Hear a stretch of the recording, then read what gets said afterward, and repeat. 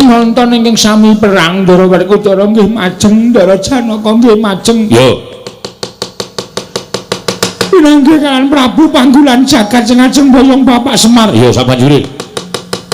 Dumadakan sareng sami aben ajeng. Ndara Werkudara. Lho. Kowe kok nangis ngopo? Ndara Werkudara sinuwun. Bendara Werkudara ya kene. Ndara Werkudara kenging painah. Painah iki sapa? Apa, Gong? Painah ora. Sing apik lho.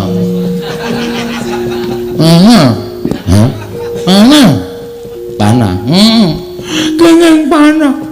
Ndara Werkudara nglumpluk tanpa daya. Lajeng Ndara Janaka nggih majeng.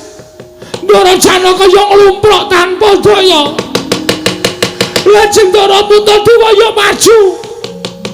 Ndara Puntadewa yo nglumpluk tanpa daya.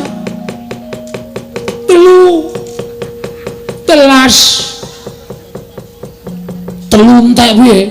Telung piring entek. Gong ora sembrono ah. Gong ora sembrono to, pancal raimu. Ya wis. Terus. Ndara Puntadewa, Ndara Werkudara, Ndara Janaka kepikut musuh. Ae iblis lanat. Gugu ngarepe dhewe Petrus Wingro ratune tak golekane tak ajare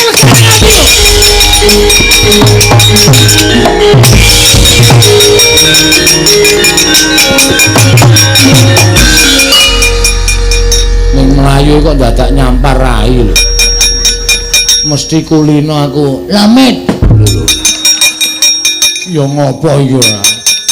Dadak nendang barang ora. Nendange ra bener.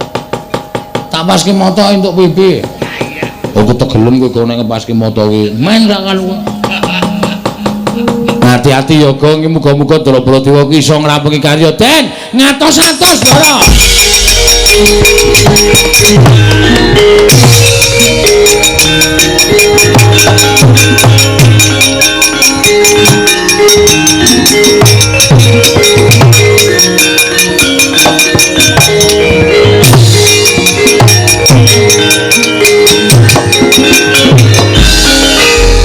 Narindra Mandura Prabu Baladewa, aku ora butuh Baladewa. Aku ora butuhake Ratu Mandura. Ning arep nggilani karo dulur-dulurmu sing wis tak rangket. Baladewa. Kowe arep mbelani karo Werkudara, Janaka karo Puntadewa, tiban pusakaku ora tak gawe tekaning pati. Ning tak gawe kewirangan nggonmu urip ana ing alam padang saka panguwasaning Kyai Candra Wirayang Baladewa.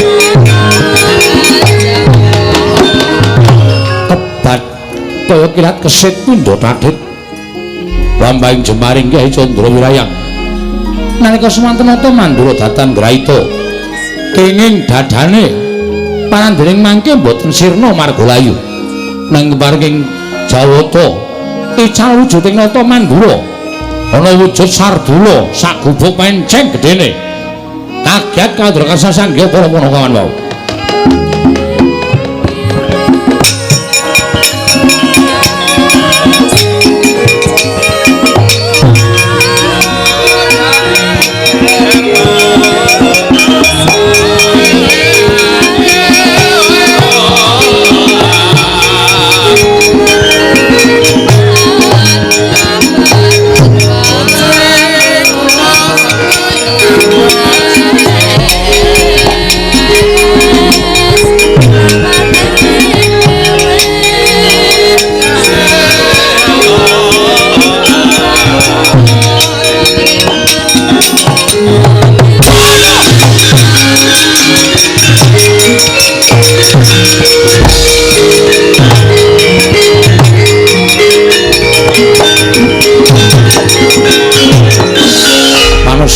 jalaran sukertaning bawana wah menungsa licik kowe panggolan jagat durung babak kulitmu durung putung balungmu kowe ngentokke pusaka ana dadaning para dewaya mrene yo yen berat cueng-cueng kuandamu den Ndara den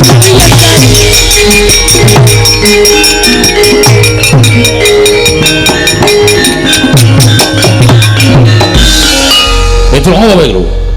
Petro ngopo? Sampeyan kok mboten krasa. Sampeyan le tumbas jaket teng pundi?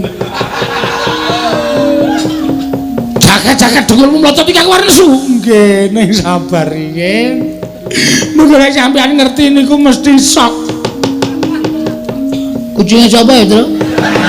Kucinge sapa dengkulmu mlocot ora? Apa iki? Anggodo, anggora. Ngarani anggora kok anggodo iki munyuk kok. Sing riwe-riwe lho. Ha iya kae anggora. Oh gedhe tenan iki jumbo iki. Kowe ngerti ora gong iso apa gong? Mbah. Den, piye? Ngerti ra? Lho. Kok iso ngono? Aku dhewe ya ora ngerti. Ning Prabu Panggolan Jagat kok ngeculke selang biru.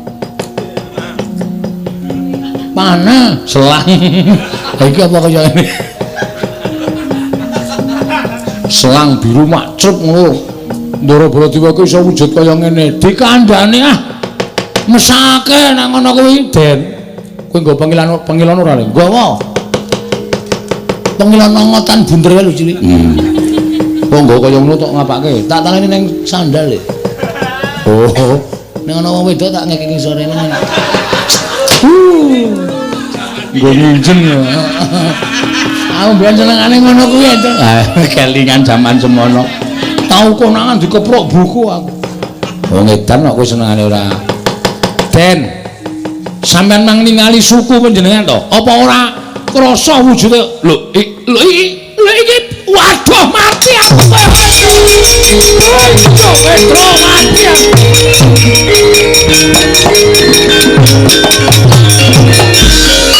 Waduh mati Petro iki aku piye iki? Petro iki aku dadi kaya ngene iki piye Petro? Kula dhewe ya ora ngerti. Iki sampeyan kenging panah nesu-nesu wae terus ngerti-ngerti wonten kebul makbul. Ilang wujude Ndara Baladewa wujud macan. Waduh Petro, ati aku. Lha iki aku ora iso bali nang Mandura nek wujud kaya ngene iki. Iki piye Petro? Ora dhewe ya radong mratune ya digdaya tenan. Piye kok? Ana manut aku golek sirkus. Heeh. Iki didol ning sirkus payu larang, Tru. Tenan lho. Macan bisa bicara. Bakong tak kletak dasmu, mudhar ora. Ora semono aku ki ratu, Gustimu didol ning sirkus ki apa? Ora usah dijelaske, ndak malah. Butuh waktu ngeten mawon piye Petro sowan Bapak Semar sampeyan wujud kaya ngeten iki kok sebabe apa jalanane apa lan kudu kepiye niku sowan Bapak yakin iso mernake kalih Ndara Baladewa sing wujud kaya ngeten iki aku kula percaya Bapak mesti yakin iso mernake yo aku tak sowan Bapak Semar nggih Semar aku tulung ana wujud kaya ngene Semar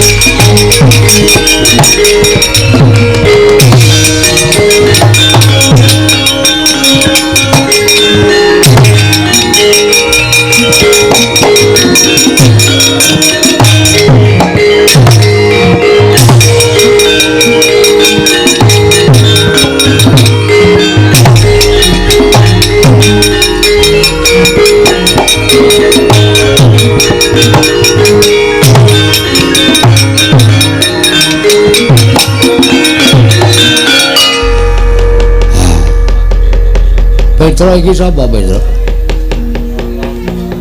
Niki sinten napa Ndara Baladewa, Pak. Ndaramu Baladewa? Nggih. Lah kena ngapa? Kula ngetutke kena panah terus dumadakan wuran wujud dadi Sardula kaya ngeten niki. Blegek-gegek sak tulita mel Semar mati aku. Aku tulungono Semar, aku tulungono Semar piye kanane kaya ngene iki? Nggih. Nuwun sewu, niku sampean ora luput ora kleru ning pancen niyate diwirang-wirangke karo panggulan jagat. Pusakane panggulan jagat pancen digdaya. Napa sing dikarepe panggulan jagat iso kaleksanan, iso kasembadan. Ketitik sampean kena pusaka iso dadi sardula kaya ngoten. Aku ora iso bali nang negara Mandura. Aku tulungono Semar. Aku tulungono iso bali nang negara Mandura pulih kaya wingi wujud nata Mandura Prabu Baladewa. Nggih, nggih. Ning enten syarate. Syarat yo. Miturut petungan kula sampean iso dadi Baladewa malih wujud menungsa lumrah. Nek sampeyan kudu iso nemokke teng pundi ndara kula katelune Ndara Puntadewa, Ndara Werkudara, Ndara Janaka le dikunjara karo panggulan jagat. Nek sampeyan iso nemokke, iso ngluwari Ndara Puntadewa, Ndara sinten niku Werkudara, Ndara Janaka, kula kinten sampeyan bakal bali kaya wingi uni. Ning nek sampeyan ora iso nemokke Gusti kula katelune, ini anak kula Petruk nala Garing Bagong. Supaya sampeyan aja nganti dioyak-oyak wong desa, dioyak-oyak para kawula disengguh macan tenanan. Yo. Saguh mboten? Yo, aku saguh. Nek pun saguh, mriko mang mlampah liwat mburi mriki mawon ndak ketemu panggulan jagat. Petruk Bagong daramu iki tutna. Waduh. Tutke macan, Gong. Ayo wis mudhun derajate. Mau ngetutke satriya saiki mengetutke macan. Ora apa-apa. Engko nek ngelih ati dikresak. Bagong aku ora doyan daging. Macan kae aku pangananku kaya menungso. Oh nggih pun, soalnya mengko nek tiba-tiba sampean lapar terus kula pas nunggu sampean terus maem ayo cilaka temen terus. Ayo. Pun monggo den kula dherekaken. Ayo Petruk aku turno. Monggo Gus kula dherekaken Pak, kula tak ngetutke anu nampa macan. Iya sing ati-ati jaganen. Aja nganti dioyak-oyak wong Karang Prabisan.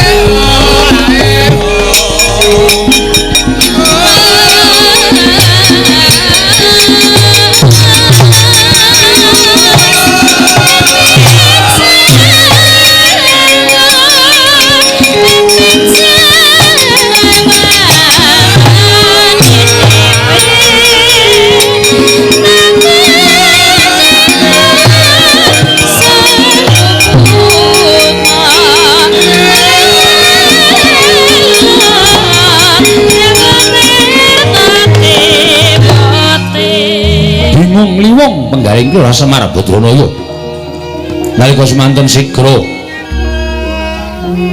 amendhet sumping lombok abang binanting wonten ing Bantala ical wujuding sumping lombok abang wentek ana wujud Kyai Semar jebres datan ginggang sarikma kaya jambe sinigar.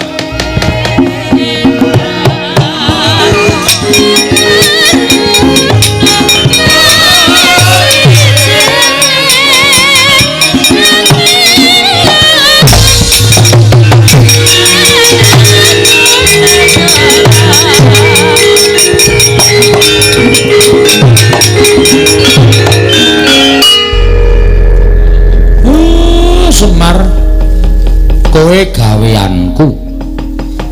Kowe tak utus yen mengko ana ratu sing tekan kene arep boyong karo kowe manuta, aja selak ya. Mesti wae ratune ora bakal ngerti nek kowe iki gaweane Semar. Aku tak ngatas kelawan dewaku. Ing ngatasi Semar mung kepengin bangun desa wae lah kok dadi kaya ngene pacobane kudu tak tampa. Nek pancen iki saka keparenging dewa, aku lahir batin ikhlas nanging yen iki pancen niate para menungsa sing watak angkara budi candala. Aku sing ora trima wis ngono wae welingku aku tak mangkat saiki. Mengko nek ratune teka ladenana aja nganti gawa gelo. Atine ratu kae mau.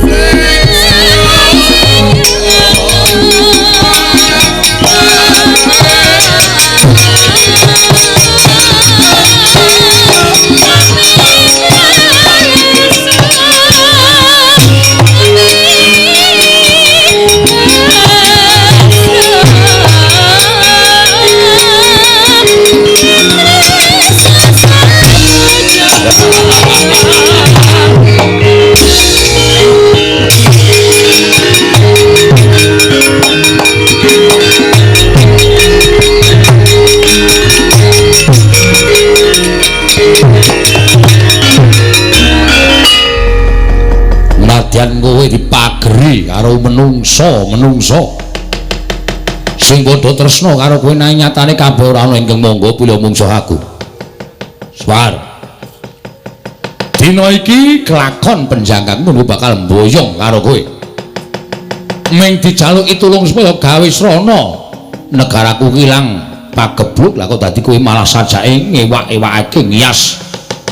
Ayo kowe saiki ora ana sing bakal menehi pengayoman karo kowe. Kowe gelem ora gelem tak boyong marang negaraku. Semar. Lho malah ming mesam-mesem. Gedumel ora metu suarane. Nek ngono kowe ora bakal kumbe ora bakal serak. Ayo tak boyong dina iki gane ati. Oh.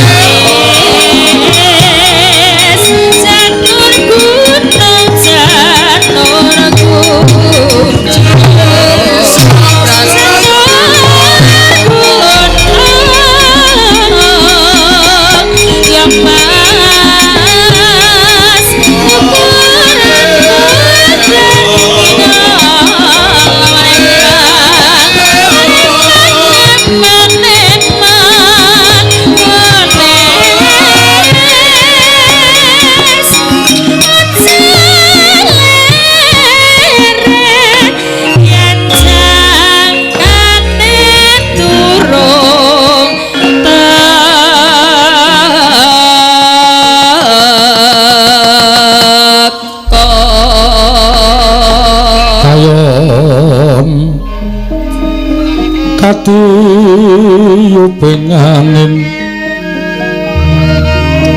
sumyak swaraning karonyan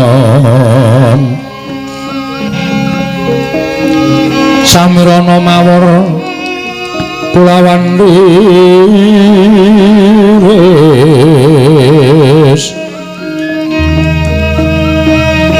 tumrang kantaning